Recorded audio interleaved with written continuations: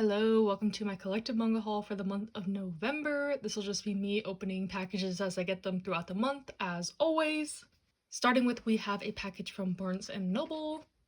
This month I have some exciting things planned, I guess. I'm going to New York for work, actually tomorrow, and I'm going to a convention, so maybe I'll have those as separate videos, like a shopping vlog or something like that. I haven't done one of those in a while, but we'll see.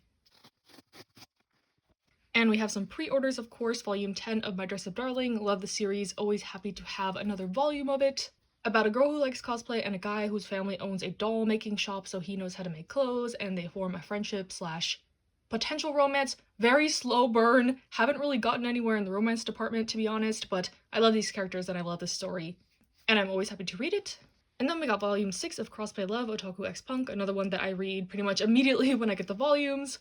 This one is a cute high school shenanigan, cross-dressing type romance, slice of life, comedy manga. For some reason, I'm always surprised by how long this series is, but I'm not complaining. I'll take any content I can get of this manga. And then my local bookstore was having a 20% off sale. It was like their anniversary sale, so I popped in and got a couple things. I like to try to support my local businesses whenever I can, but they don't have a huge manga selection at this store specifically. It's expensive, so even with the 20% off, I could have got this cheaper at Barnes & Noble, Alibris, etc.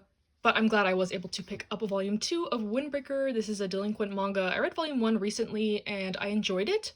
There's not much delinquent manga being published in English, so I want to support any release that is coming out. The cashier asked me if I liked volume 1 and I was like, it was okay, but I love delinquent manga, so I'm gonna continue the series anyway, unless it becomes totally horrible. And they seemed kind of confused as to like why I would pick something up if I wasn't like in love with it. But I have hopes for the series, that it will become something great. A lot of people love this one, so I think my hopes are pretty valid. And then I got As Good as Dead by Holly Jackson. This is the third book in the A Good Girl's Guide to Murder trilogy. I really enjoyed the first two books. I enjoyed Five Survive, which is by the author too. Her books have had a grip on me this year, pretty much, yes. Last year, Frederick Bachman, I read like all his books. This year, it's Holly Jackson, 2023, Holly Jackson, the year.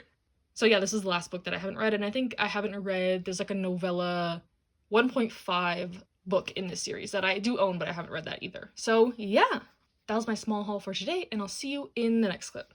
Hello, today we have a package sent to me by Easy Press. As we can see, the box is kind of telling, but so it looks like we got volume 1 of Seven Fates Choco, which seems like it is a new webtoon manhwa coming out from Easy Press.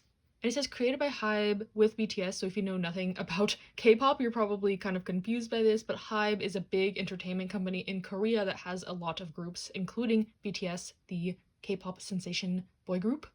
I'm sure you've heard of them, but yeah, I'm not sure if this is like in collaboration with them, if the characters are based off them. I have no idea. I have read the Save Me BTS webtoon that came out a long time ago, which was kind of about like some of their lore with their music videos, but this seems to be kind of like a fantasy, totally original thing. And then we got some previews for Dark Moon in collaboration with Enhypen, I guess, and then the Star Seekers, which is with TXT, which are other groups within HYBE. So yeah, very interesting. I will definitely check this out. It looks like we got some stickers, a mirror, and a tote bag. So yes, very nice. Thank you again to Easy Press for sending me this. Excited to check it out. Excited to research more about this, because I'm curious how like involved in the process the groups or the idols were in collaborating with this. So yeah, very exciting. First volume of this, and I'll see you in the next clip. Hello, we have one package for today, more pre-orders. And first, I got volume 7 of A Sign of Affection. So happy to have this. This series is such a treat. Every time I read a volume, it's just cute, fluffy, wholesome. But the characters are in college, so yeah, highly recommend if you want a romance series to try out. The releases are pretty slow. I think we're quite caught up with Japan, which is a downside, but nonetheless, the series is great. And then I got a new series to the collection, 365 Days to the Wedding. This is one I picked up due to who the author is, so this is by the same author as The World God Only Knows, which is one of my favorite manga that I never talk about because it doesn't have a English release. So when they announced this, I was super happy about it, especially since this seems to be really different from The World God Only Knows. It's like a marriage of convenience type beat. I believe they're coworkers and the company wants to send someone away to a different location, but not if they're married. So these two decide to get married because they don't want to move jobs, basically. And yeah, I'm really excited for this. Hopefully it's good. Going into it pretty much blind just based off the author's name. Hello, welcome to the last clip of this haul, and we have another Barnes & Noble package.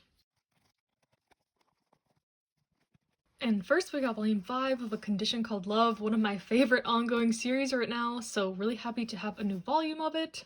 And likewise with Villains Are Destined to Die volume 5, I am obsessed with this manhwa. I read these volumes immediately when I get them, so yes, another I'm really excited to have.